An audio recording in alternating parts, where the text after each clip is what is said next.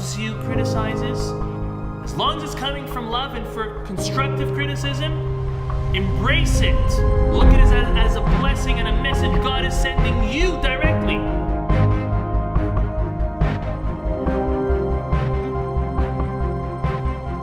We're going to look at the final verse in this week's Torah portion.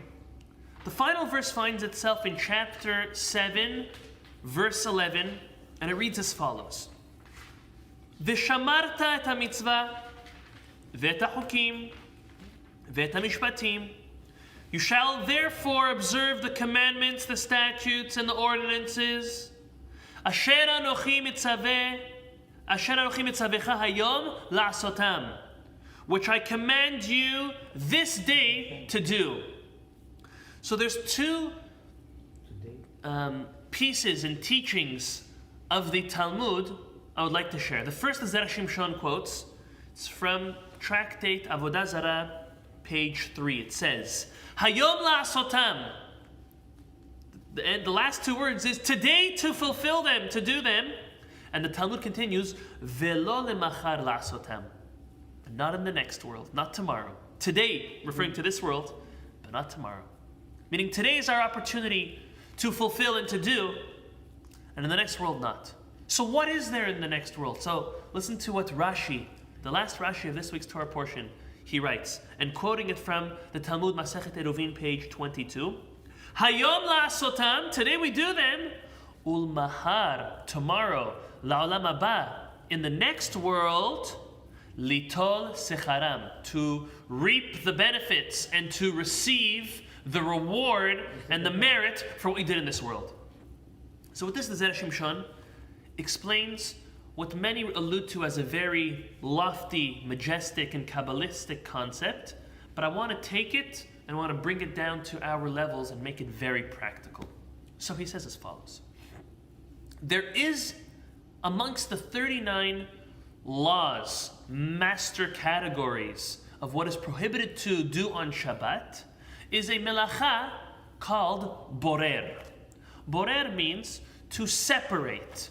That we are not allowed to separate the bad from the good. Meaning, for example, if I have a bowl of grapes and raisins, and I want to eat only the grapes and I don't want the raisins. So for me to take my hand and to take the grapes and eat them, perfectly permitted. I'm taking the good from the bad. But if I put my hand in and I take the raisins and I shoo them away, that I cannot do on Shabbat. Why?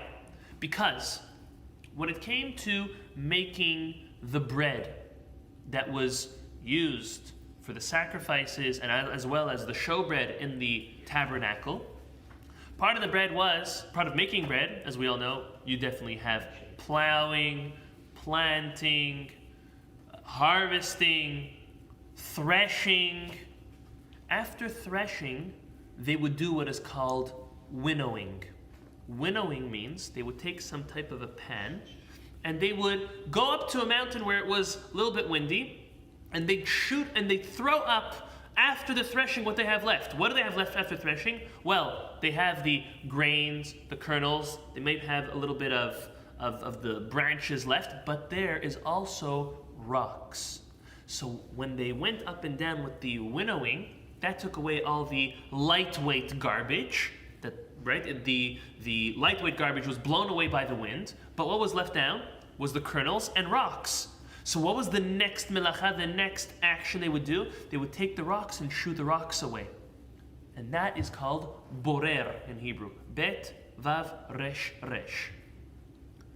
This is the melacha. This is the prohibition to do on one of the 39 main categories on Shabbat. However, the Zera Shimshon says there's also a concept that we have to understand as human beings, as men and women, what our role and our goal in this world to do is to, I'll say it in Hebrew first, is to be mevarer tov mira.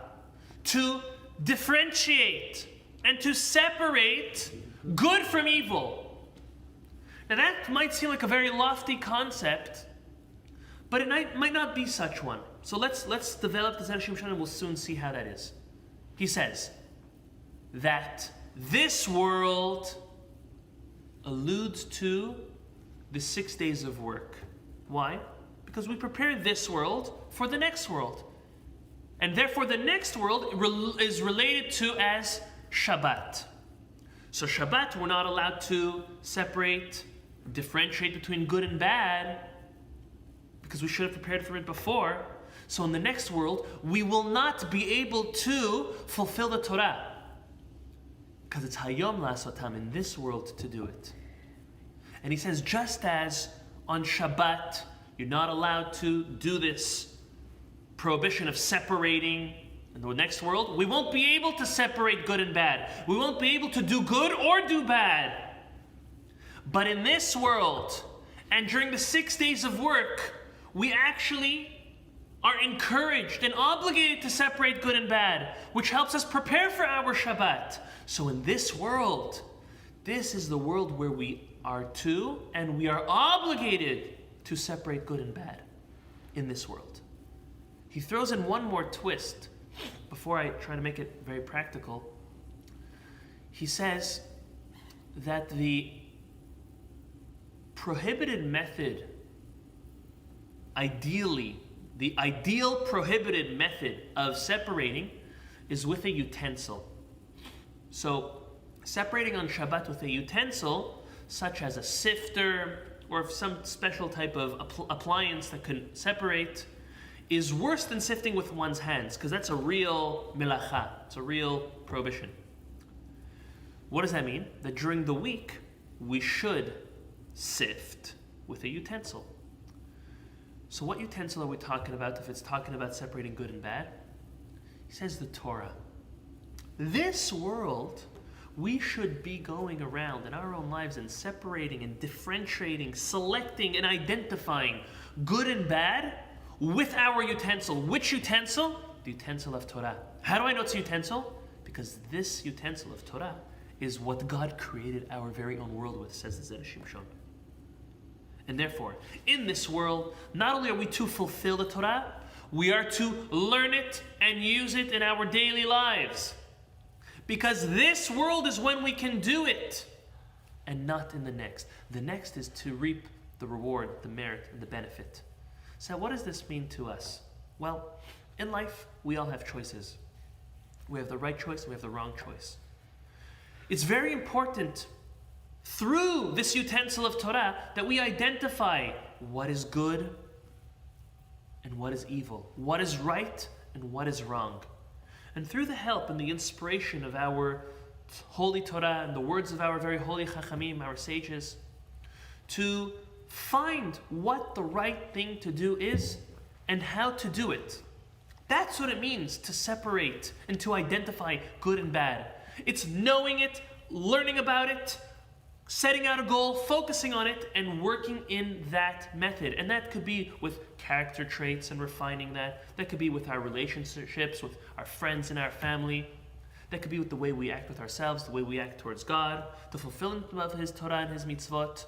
But again, that is doing it in this world, learning right from wrong, doing right from wrong, all through the lenses and the eyes of our Torah and our holy Chachamim. So this is what the Torah says, Hayom La'asotam. Today, when's today? The 6 days of work, our 60, 70, 80, hopefully 120 years on this world. These are the years to do them.